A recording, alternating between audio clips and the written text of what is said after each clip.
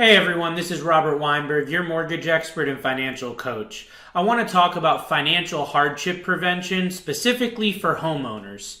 What led me to record this video is in the last week alone, I've talked to 3 different homeowners at different levels of hardship that are either going behind on their mortgage or one who's actually facing foreclosure and needs to go to court and defend the right to stay in their home. So that led me to thinking, what are some financial strategies that homeowners can use before it's too late to get well positioned so that when these issues come up with their finances, that they're prepared for them.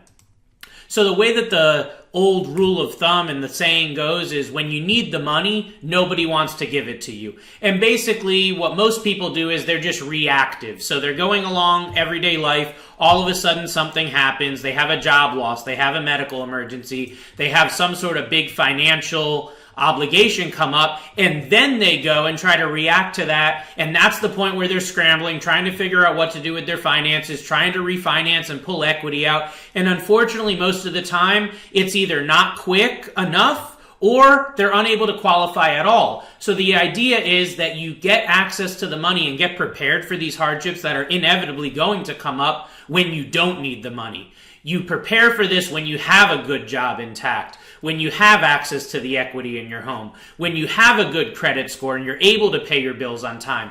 That's when you need to be proactive and put these type of strategies and techniques in place. So there's really 2 different techniques that I want to talk about. The first one is a rainy day or emergency fund. Every financial guru out there talks about it. Every financial advisor and financial planner preaches it. You want to have a well intact emergency fund depending on the type of income that you have, ranging anywhere from 3 to 9 months. So the way that I teach my clients is if you're a salary employee or hourly, or if you're somebody on a fixed income like pension or retirement, I normally recommend for those scenarios that you have anywhere from 3 to 6 months in an available rainy day fund. That would mean like a savings or money market account where it's available and accessible to you very quickly should you need it.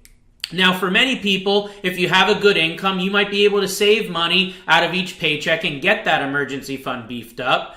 But other people have a very tight monthly budget. And in those cases, it might make sense to use the savings from refinancing your property and or cash out that you can take from the equity in your property in order to jumpstart or beef up that emergency fund and get it where it needs to be. If you're somebody that's self-employed on a variable income, a seasonal job, or maybe you're a salesperson that's on commission, in those cases, I recommend that you have at least 6 to 9 months available in an emergency or rainy day fund, because in those variable income scenarios, it might take you that much longer to get back on track should you have a job loss or some sort of financial hardship. So again, if you're someone that can save out of your monthly checks or weekly checks, great. That's definitely the best plan of action. But for many people in this economy, it's difficult to do, and your home's equity is your biggest asset, so it makes sense to use that to beef up or jumpstart that emergency fund while you're able to access it. Now, the second level and the second technique of preventing hardship as a homeowner is paying off high interest and non-deductible debt. So the idea is with this strategy to minimize your monthly expenses and lower your monthly outflow as much as possible so that should you get into a situation of financial hardship, you've actually got that rainy day fund to last you as long as possible. Of course, the lower your expenses are on a monthly basis, the longer that emergency fund's going to last you, whether you have 3, 6, or 9 or even more months available to you.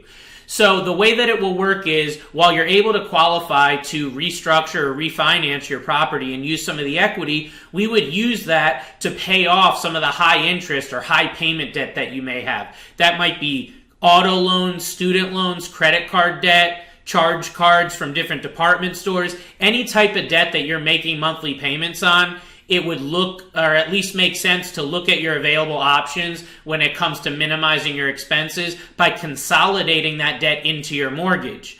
Many times I see people utilizing this strategy that can save anywhere from $500 or $700 a month on the low end up to several $1,000s a month on your total monthly expenses. So it makes sense to restructure your debt and minimize these monthly expenses as soon as you can while you're able to, so that when one of these financial hardships come up, and it's not a matter of if, it's a matter of when, you'll be prepared and able to weather that storm, so you don't have to be like these clients that contacted me in the last week, going behind on your mortgage or, God forbid, facing foreclosure.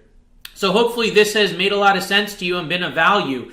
If you're a homeowner that this is resonating with and you see that there might be some value in implementing these type of strategies in your personal financial situation, please feel free to reach out to my office. I'm more than happy to do a free, no obligation consultation with you and see how we might be able to implement these in your particular scenario. You can either reach out to me on social media, or you can call or text my office directly. The number is 860-413-3938. Thanks for watching.